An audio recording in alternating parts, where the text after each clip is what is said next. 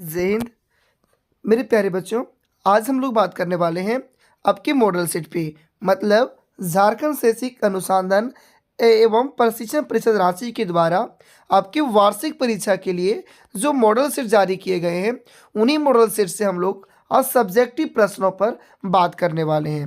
तो चलिए फटाफट देखते हैं कौन कौन से सब्जेक्टिव प्रश्न हैं और इन सारे को प्रश्नों का जवाब कैसे देना है। तो आज ये वीडियो है कक्षा 10 के लिए और आपका विषय है हिंदी, जिसमें जितने भी समान निर्देश दिए गए हैं आप सब लोग भलीभांति से समझ गए होंगे, इसलिए हम इसमें अपना टाइम बर्बाद नहीं करते हैं और सीधे चलते हैं प्रश्नों की ओर।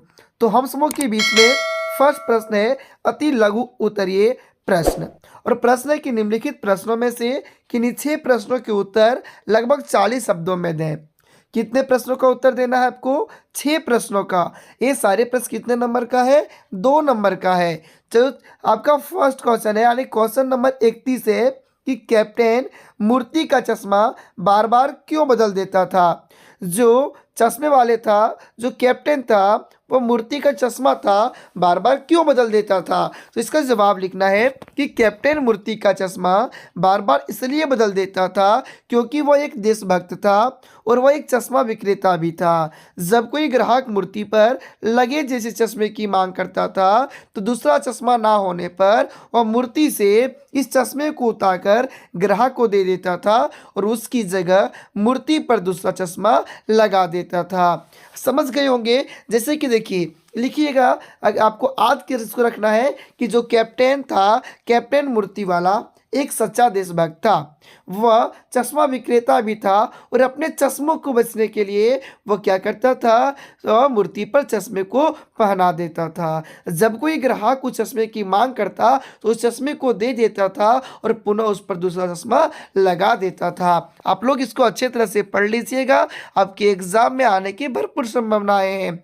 आपका नेक्स्ट क्वेश्चन है कि पठित पाठ के आधार पर बाल गोविंद भगत के मधुर गायन की विशेषताएं लिखिए। तो आपको जवाब देना है कि बाल गोविंद भगत के मधुर गायन की विशेषताएं निम्न है। नंबर 1, बाल गोविंद भगत कबीरदास के गीतों को गाते थे। नंबर 2 लिखेंगे कि उनका स्वर अत्यंत मधुर था। तीसरा लिखेंगे इसके गायन को सुनकर सभी लोग झूम उठते थे। नंबर 4 लिखेंगे इसके गायन को सुनते ही औरतों के ओंठ कांप उठते थे। और नंबर 5 लिखेंगे हलवाहों के पैर ताल से उठने लगते थे। तो इस प्रकार हम लोग 4-5 पॉइंट लिख देंगे। आगे चलते हैं। तो आपका नेक्स्ट है कि आपके विचार से फादर बुल्के ने भारत आने का मन क्यों बनाया होगा? तो इसका जवाब लिखना है कि हमारे विचार से फादर बुल्के भारत आने का मन इसलिए बनाया होगा क्योंकि वह सन्यासी बनना चाहते थे और इसे भारत की संस्कृति अच्छी लगी। वे भारत के अध्यात्मक और पारंपरिक ज्ञान से प्रभावित हुए थे। मेरे प्यारे बच्चों, ये सारे जो हम प्रश्न करवा रहे हैं ना, ये आपके मॉडल सेट से ही है। अब जाके एक बार मिला लीजिए, आपको यकीन नहीं हुआ होगा। तो देखिए, इसके बाद सारे प्रश्नों को देखिएगा और याद कीजिएगा। आगे आपका नेक्स्ट है कि बिस्मिल्लाह खां को मंगल ध्वनि का नायक क्यों कहा जाता है? इसका जवाब लिखना है कि बिस्मिल्लाह खां को शहनाई की मंगल ध्वनि का नायक इसलिए कहा जाता है क्योंकि शहनाई एक वाद्य यंत्र है जो बहुत ही मधुर स्वर में उसका ध्वनि निकलती है। यह सभी धर्म के त्योहारों, सांस्कृतिक कार्यक्रमों में बजाया जाता है। इसे शुभ माना जाता है, जिसके जनक बिस्मिल्लाह खां जी हैं। इसलिए बिस्मिल्लाह खां को शहनाई की मंगल ध्वनि का नायक कहा जाता है। आगे चलते हैं। तो आपका नेक्स्ट प्रश्न है कि गोपियों ने उद्धव के प्रेम की तुलना किन से की है? तो आपको जवाब लिखना है कि गोपियों ने उद्धव के प्रेम की तुलना काले भोरे, कमल के पत्ते और तेल के गागी से की है। आपका नेक्स्ट है कवि नागार्जुन ने बच्चों की मुस्कान का सौंदर्य किन किन बिंबों के माध्यम से व्यक्त किया है। आपको जवाब देना है कि कवि ने बच्चे की मुस्कान के सौंदर्य को मानस और चाक्षुष बिंबों के माध्यम से व्यक्त किया है। आपका नेक्स्ट है कि छाया मत छूना कविता के माध्यम से कवि क्या संदेश देना चाहते हैं। तो आपको जवाब देना है कि छाया मत छूना कविता के माध्यम से कवि गिरजा कुंवर माथुर यह संदेश देना चाहते हैं कि हमारे जीवन में सुख दुख आते रहते हैं, हमें बीती हुई बातों को भूलकर वर्तमान स्थिति को जीने का संदेश देते हैं।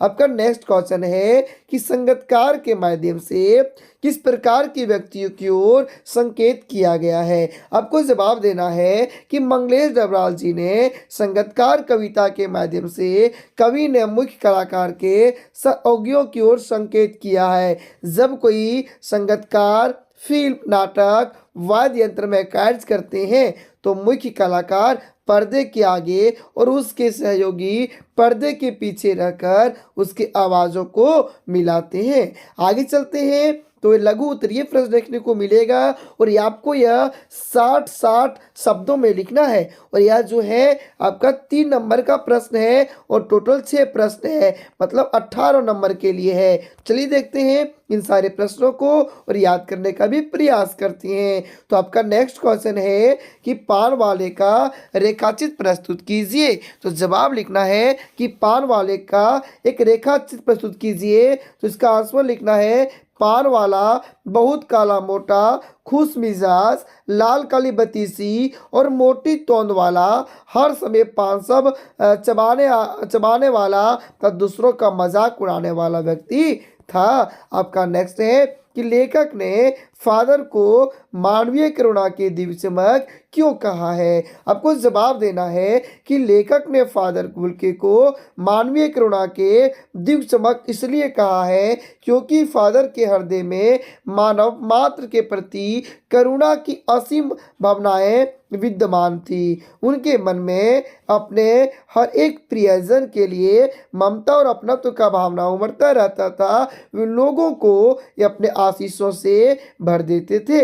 आपका नेक्स्ट है कि लेखिका मनु भंडारी के व्यक्तित्व पर किन किन व्यक्तियों का किस रूप में प्रभाव पड़ा। तो जो लेखक मनु भंडारी था उसके जीवन पर मुख्य रूप से 2 व्यक्तियों का प्रभाव पड़ा, एक उनके पिताजी का और दूसरा शीला अग्रवाल का। तो इसका जवाब कैसे लिखना है, चलिए इसको हम लोग देखने का प्रयास करते हैं। तो जवाब लिखना है कि लेखिका के जीवन पर 2 लोगों का विशेष प्रभाव पड़ा। नंबर 1 लिखना है पिता का प्रभाव। लेखिका के जीवन पर पिताजी का ऐसा प्रभाव पड़ा कि वे हीन भावना से ग्रसित हो गई। इसी के परिणाम स्वरूप उनमें आत्मविश्वास की भी कमी हो गई थी। पिता के द्वारा ही उनमें देश प्रेम की भावना का भी निर्माण हुआ था। शिक्षिका शीला अग्रवाल का प्रभाव, अब लिखेंगे कि शिक्षिका शीला अग्रवाल थी उसका क्या प्रभाव रहा। तो जवाब देना है कि शीला अग्रवाल की जोशीली बातों ने एक और लेखिका के खोए आत्मविश्वास को पुनः लौटाया, तो दूसरी ओर देश प्रेम की अंकुरित भावना को उचित माहौल प्रदान किया, जिसके फलस्वरूप लेखिका खुलकर स्वतंत्रता आंदोलन में भाग लेने लगी। आपका नेक्स्ट है कि कवि नागार्जुन ने बच्चों की मुस्कान का सौंदर्य किन किन बिंबों के माध्यम से व्यक्त किया है। तो आपको जवाब लिखना है कवि ने बच्चे की मुस्कान के सौंदर्य को मानस और चाक्षुष बिंबों के माध्यम से व्यक्त किया है। आपका नेक्स्ट क्वेश्चन है कि कवि बादल से फुहार रिमझिम या बरसने के स्थान पर गरजने के लिए कहता है, क्यों। तो आपको जवाब देना है कि कवि बादल से फुहार रिमझिम बरसने के स्थान पर गरजने के लिए कहता है क्योंकि कवि क्रांति लाना चाहता है और बादल क्रांति का सूत्रधार है। तो इस प्रकार आप सभी प्रश्नों को याद करने का प्रयास कीजिएगा। आपका नेक्स्ट है कि आपके विचार से माँ ने ऐसा क्यों कहा कि लड़की होना पर लड़की जैसी दिखाई मत देना। तो आपको जवाब देना है कि कन्यादान कविता में माँ ने बेटी को ऐसा इसलिए कहा क्योंकि लड़की होना पर लड़की जैसी मत दिखाई देना, क्योंकि वह अपनी बेटी की शादी के बाद ससुराल में उसके भविष्य के लिए चिंतित है। वह अपनी बेटी को आने वाली चुनौतियों के लिए सचेत करना चाहती है। या फिर इसका आप दूसरा भी जवाब ले सकते हैं क्या लिख सकते हैं कि हमारे विचार से माँ ने ऐसा इसलिए कहा कि लड़की होना पर लड़की जैसी दिखाई मत देना, क्योंकि लड़की प्रकट रूपी से भोली, सरल और स्पंदनशील होती है। लड़की की माँ नहीं चाहती है कि उसके ससुराल वाले उसकी सरलता और भोलेपन का शोषण करें, उसे दबाकर रखे, उसके कामों के बोझ के नीचे पीस डाली। आपका नेक्स्ट है कि झिलमिलाते रोशनी में नहाए गंतोक लेखिका को किस तरह सम्मोहित कर रहा था। तो जवाब लिखना है कि रात के अंधकार में सितारों से नहाया हुआ गंतोक लेखिका को जादुई एहसास करवाया रहा था। उसे यह जादू ऐसा सम्मोहित कर रहा था कि मानो उसका अस्तित्व स्थगित हो गया हो, सब कुछ अर्थहीन सा था, उसकी चेतना शून्यता को प्राप्त कर रही थी। आपका नेक्स्ट है कि वाक्य किसे कहते हैं और रचना के आधार पर वाक्य को कितने भागों में बांटा गया है। तो जवाब लिखना है आपको कि शब्दों के सार्थक समूह को वाक्य कहते हैं, शब्दों के सार्थक समूह को वाक्य कहते हैं, और रचना के आधार पर वाक्य के तीन भेद होते हैं, सरल वाक्य, संयुक्त वाक्य और मिश्र वाक्य। चलिए आगे चलते हैं। तो अधिक उत्तरीय प्रश्न पूछा गया है और कहा गया है कि निम्नलिखित प्रश्नों के उत्तर लगभग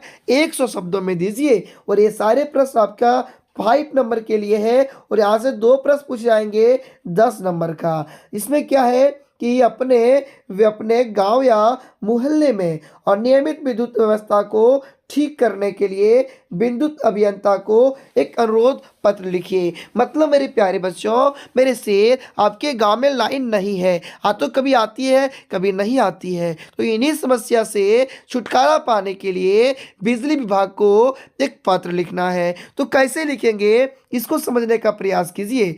आप जगह आपको एक बात बता देना चाहते हैं कि अब जितने प्रकार के भी अधिकारी को पत्र लिखते हैं, सब में यही लिखाया जाता है, हल्का फुल्का कुछ चेंजिंग होता है क्वेश्चन के अनुसार। जैसे सेवा में सभी में लिखना है श्रीमान विद्युत अभियंता गिरिडीह, विषय विद्युत आपूर्ति के संबंध में महाशय। जिस टाइप का हम लिखे हैं ठीक इसी प्रकार अपने कॉपी में भी लिखिएगा। मतलब यहाँ जो आपका लाइन है इसमें सेवा में होगा, फिर नीचे पूरा लाइन खाली, फिर नीचे पैराग्राफ चेंज करके लिखना है, इस लाइन में श्रीमान विद्युत अभियंता, फिर यहाँ कोमा देना है, नीचे आना है और नीचे ना लिखना है गिरिडीह, फिर उसके नीचे विषय लिखना है विद्युत आपूर्ति के संबंध में, फिर नीचे लिखना है महाशय। अब इसका जवाब कैसे लिखना है तो लिखेंगे मैं गिरिडीह जिले के डैश गांव। यहाँ अपने प्रखंड का नाम भरना है, या अपने पंचायत का नाम भरना है, या अपने गांव का नाम भरना है कि स्थायी निवासी खास विद्युत की अनियमित आपूर्ति से परेशान है। विद्युत कभी आती है तो कभी नहीं, इसकी कोई समय सीमा नहीं है, दिन या रात कभी भी किसी समय विद्युत आपूर्ति बाधित हो जाती है। ऐसा लगता है कि विद्युत आंख मिचोली का खेल कर रही हो। दिन में विद्युत बाधित होने से लोग गर्मी से परेशान होकर बिजली कर्मी को कोसने लगते हैं, और रात में चोरों का भय बना रहता है। साथ ही साथ सभी छात्रों अध्ययन में भी परेशानी आती है। तो इस प्रकार लिखेंगे और पुनः पैराग्राफ चेंज करना है, और पैराग्राफ चेंज करने के बाद लिखना है अतः श्रीमान से नम्र निवेदन है कि इस मोहल्ले में नियमित विद्युत आपूर्ति की व्यवस्था पर हम मोहल्ले वासियों को कष्ट से छुटकारा दिलवाने की कृपा करेंगे। और नीचे उतरने के बाद मेरे से आपका विश्वासी पूरे ग्रामवासी लिखना है, और बाएं साइड में एक ईमेल बॉक्स बना देना है। क्या करना है, एक ईमेल बॉक्स बना देना है और लिख देना है सेवा में विद्युत अभियंता। ठीक है, यहीं पे नीचे में कोई दिक्कत। आगे चलते हैं। तो आपका क्वेश्चन है कि कलम बनाने वाली कंपनी की ओर से लगभग 50 शब्दों में एक विज्ञापन तैयार कीजिए। मतलब एक कलम की कारखाना खुली है, आपको उसका प्रचारक बनना है, उसका प्रचार करना है। तो किन शब्दों में कीजिएगा, कैसे कीजिएगा, देख लीजिए। तो इसका लिखना है सबसे पहले कलम का हम लोग नाम दे देते हैं। क्या नाम देते हैं, सफल पेन। इसी प्रकार फिगर छापने का प्रयास करना है और छाप ही देना है और लिखना है सफल पेन। नीचे लिखना है परीक्षा में होना है सफल, तो सफल पेन का करें इस्तेमाल। लिखाई इतना साफ की मिल जाए फुल मार्क्स। इस प्रकार आपको उस पंक्ति को लिखना है। फिर नीचे लिखना सिर्फ 5 रुपये में साफ लिखाई अलग अलग रंगों में उपलब्ध, एक के साथ 2 फ्री। इस प्रकार के छाप देंगे। नीचे अपना संपर्क नंबर दे देंगे। आगे चलते हैं तो अगला प्रश्न मिलता है कि निम्नलिखित प्रश्नों में से किसी एक प्रश्न का उत्तर लगभग 100 शब्दों में दीजिए। और यहाँ आपको 5 नंबर का एक ही प्रश्न दिया गया है और इसका जवाब देना है। क्वेश्चन है कि और देखते ही देखते नई दिल्ली का कायापलट होने लगा। नई दिल्ली के कायापलट के लिए क्या क्या प्रयत्न किए गए होंगे? तो आपको जवाब लिखना है कि और देखते ही देखते नई दिल्ली का कायापलट होने लगा। नई दिल्ली के कायापलट होने के निम्न कायापलट के लिए निम्न प्रयत्न किए गए होंगे। अब नंबर 1 लिखेंगे कि पूरे दिल्ली शहर में साफ सफाई के लिए विशेष योजनाएं तैयार की गई होगी। दूसरा लिखेंगे कि इमारतों पर जमी धूल मिट्टी साफ करके उन्हें सजाया संवारा गया। तीसरा लिखेंगे कि पूरी दिल्ली शहर में साफ सफाई के लिए विशेष योजनाएं तैयार की गई। चौथा लिखेंगे कि सड़कों के नाम की पट्टी लगाकर रेलिंग और क्रॉसिंग को रंगीन किया गया होगा। पांचवा लिखेंगे कि आतंकवादी घटनाएं या फिर इंग्लैंड विरोधी कार्यवाही या धरने ना हो उसके लिए सुरक्षा के पूरे इंतजाम किए गए होंगे। नेक्स्ट कि जगह जगह स्वागत द्वार बनाया गया होगा। सातवां पॉइंट लिखेंगे कि मार्ग पर दोनों देश के ध्वज लहराए गए होंगे। इसके बाद नेक्स्ट लिखेंगे कि राजपथ के दोनों ओर फूल पौधे लगाए गए होंगे। आपका नेक्स्ट है कि जितेंद्र नार्गे की गाइड की भूमिका के बारे में विचार करते हुए निम्नलिखित की एक कुशल गाइड के बारे में क्या क्या गुण होती हैं। आपको जवाब लिखना है कि एक कुशल गाइड के निम्नलिखित गुण होते हैं जो जितेंद्र नार्गे में सभी गुण विद्यमान थे।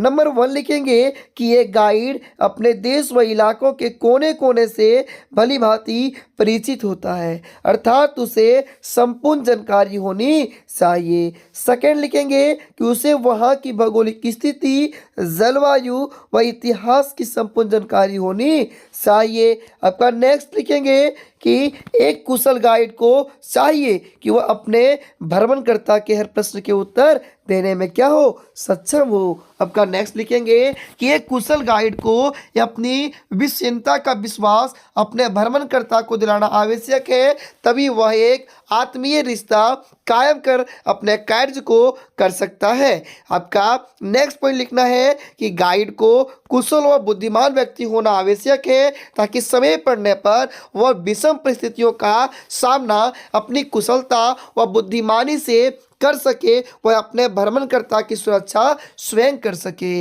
आपका फिर नेक्स्ट लिखेंगे कि कुशल गाइड की वाणी को प्रभावशाली होना आवश्यक है, इससे पूरी यात्रा प्रभावशाली बनती है और भ्रमणकर्ता की यात्रा में रुचि भी बनी रहती है। अगला पॉइंट लिखेंगे वहाँ के जनजीवन की दिनचर्या से अवगत कराएं और नेक्स्ट लिखेंगे रास्ते में आए प्रत्येक दृश्य से पर्यटकों को अवगत कराएं। नेक्स्ट वह यात्रियों को रास्ते में आने वाले दर्शनीय स्थलों की जानकारी देता रहे।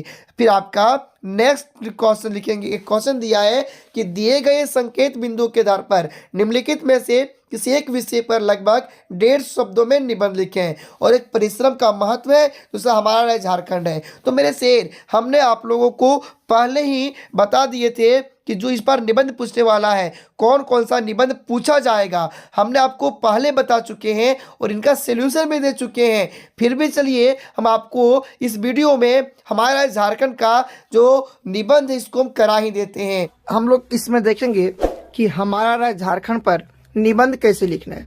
तो दोस्तों मेरे प्यारे बच्चों, आपको जब एग्जाम बोर्ड में हमारा राज्य झारखंड, तो हमारा देश भारत, फिर लॉकडाउन समस्या में समाधान, खेलकूद का महत्व, समय का महत्व, इस प्रकार के अगर निबंध लिखने के लिए दिया जाता है तो उस पर आप लोग को कुछ टॉपिक दिया जाता है और उन्हीं टॉपिकों पर बात करना होता है। तो दोस्तों सबसे पहले समझिए मेरे प्यारे बच्चों, समझिए सिर्फ आपको हमारा झारखंड ही नहीं समझना है आज लिखने के लिए, आपको एक ही वीडियो में जितने प्रकार के कॉन्सेप्ट होते हैं, जितने प्रकार के निबंध होते हैं, सभी को क्लियर कर लेना है। तो देखिए स्वाभाविकता जो होता है, स्वाभाविक जो क्या होता है, जितने प्रकार के निबंध होते हैं उसमें सबसे पहले आपको परिचय लिखना होता है, उसके बारे में लिखना होता है कि वह क्या होता है, फिर आपको उसके बारे में इसके लाभ हानि और फिर साधन, उसके सीमा के बारे में जिस प्रकार का रहता है। तो आज हम लोग खास करके इस वीडियो में बात करेंगे हमारा झारखंड।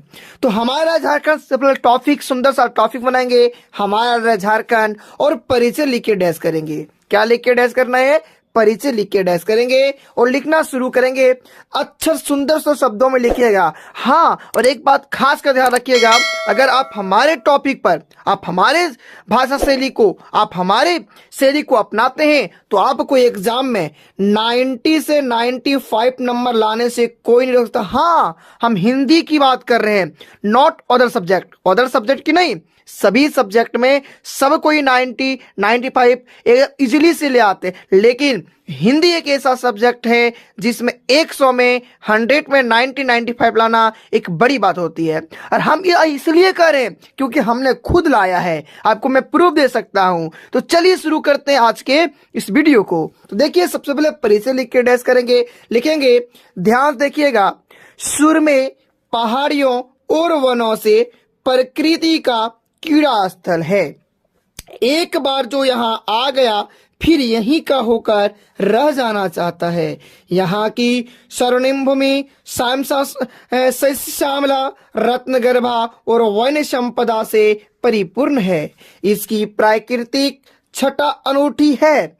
चारों ओर प्रकृति अपनी अनोखी छटा बिखेरती रहती है। इस प्रकार लिखेंगे, फिर पैराग्राफ आपको चेंज करना है और लिखना है, ऐसा लगता है कि वास्तव में हमारा राज्य झारखंड स्वर्ग है, यहाँ के कण कण में ईश्वर का वास हो। तो ऐसा लगता है कि हमारा राज्य क्या है? स्वर्ग है, और यहाँ के कण कण में ईश्वर बसता हो। पुनः पैराग्राफ चेंज करना है और लिखना है, अबुल फजल ने आईने अकबरी में इस प्रदेश को झारखंड नाम से संबोधित किया और आज नवोदित राज्य का नाम झारखंड हो गया। आज नवोदित राज्य का नाम झारखंड हो गया। इसकी इतिहास भी अत्यंत प्राचीन है। अगर गहराई से इसका इतिहास का अध्ययन किया जाए तो श्रोता इसमें इतना डूब जाएंगे कि और वहां से बाहर ही नहीं निकलना चाहेंगे। सीमा, फिर नेक्स्ट टॉपिक बनाना है सीमा, एकदम हैंडराइटिंग से बनाना है, सुंदर शब्दों से बनाना है। ठीक है मेरे प्यारे बच्चों, और लिखना है सीमा में, हमारा राज्य झारखंड 15 नवंबर 2000 ईस्वी को बिहार से कटकर एक नया राज्य बना और भारत के मानचित्र में 28वां स्थान पर अंकित हुआ। हमारे राज्य झारखंड में 2001 की जनगणना के अनुसार यहाँ की आबादी करीब 2,69,00,000 है। इसके उत्तर में बिहार, पूरब में पश्चिम बंगाल, पश्चिम में छत्तीसगढ़ और दक्षिण में उड़ीसा है। इसके बाद अगला टॉपिक हम लोगों को बनाना है मेरे प्यारे बच्चों, निवासी। क्या बनाना है दोस्तों? निवासी। यहाँ की कौन कौन से लोग निवास करते हैं? तो लिखेंगे, झारखंड राज्य में 30 के करीब जनजातियां रहती है, जिसमें संथाल, मुंडा और उराव ये 3 अत्यंत प्रमुख हैं। मुंडा और उराव ये 3 अत्यंत प्रमुख हैं। झारखंड में चावल और गेहूं दोनों फसलें होती है। आदिवासी चावल और पक्षियों के मांस को बेहद रुचि से खाते हैं। इतना ही नहीं, आदिवासी के साथ साथ अन्य जातियों में मदिरापन यानी शराब भी व्यापक रूप से प्रचलन में है। अगला पॉइंट बनाना है मेरे प्यारे बच्चों, साधन। लिखना है, देश में खनिज की दृष्टि से झारखंड अत्यंत महत्वपूर्ण है। यहाँ कोयला, लोहा प्रचुर मात्रा में विद्यमान है। यहाँ उद्योग धंधों का जाल बिछा है। जमशेदपुर, रांची आदि प्रमुख औद्योगिक नगर हैं। झारखंड में कई धर्मशाला, तीर्थ स्थल एवं पर्यटक स्थल भी हैं, जहां देश विदेश से लोग यहाँ का भ्रमण करने हेतु आते हैं, बहुत ही रुचि से आते हैं। हमारे राज्य झारखंड का सबसे बड़ा मेला सार्वजनिक मेला देवघर में लगता है, जो पूरे 1 महीने तक चलता है। और अंत में लास्ट टॉपिक लिखना है उपसंहार। हमारे राज्य झारखंड में कई प्रकार के कारखाने, उद्योग धंधे एवं खनिज संपदा हैं, जिससे झारखंड के विकास मार्ग खुला नजर आ रहा है। और आने वाले दिन में भारत में विकसित एवं शिक्षित राज्यों में झारखंड सर्वोच्च स्थान होगा। तो इस प्रकार मेरे प्यारे बच्चों, इस प्रकार हम लोग हमारा झारखंड पर लिखेंगे। अगर मेरे प्यारे बच्चों आपको निबंध लिखना अगर सीखना है तो आप हमें कमेंट कीजिए, आप हमारे व्हाट्सएप पे मैसेज कीजिए। मैं आपको लाइव आकर मैं विभिन्न टॉपिकों पर आपको विशेष ज्ञान दूंगा और ऐसा ज्ञान दूंगा कि आपका आधे घंटे में आपका जीवन संवरने वाला है। किसी भी प्रकार के आपको अगर निबंध मिल जाता है आप चुटकियों में लिख सकते हैं। अगर इसके अलावा आप लॉकडाउन समस्या एवं समाधान का अगर सोल्यूशन चाहते हैं, इसका निबंध चाहते हैं, तो आप हमारे प्ले लिस्ट में जाके चेक कर सकते हैं। आप फिर मैं इनका डिस्क्रिप्शन इनका लिंक दे दूंगा, आप हमारे लिंक पर जाके देख लीजिएगा। फिर इस प्रकार आज हम लोगों ने हिंदी क्लास 10 के हिंदी ए से आपके जो सब्जेक्टिव प्रश्न हैं, सारे सब्जेक्टिव प्रश्न को देख लिए हैं।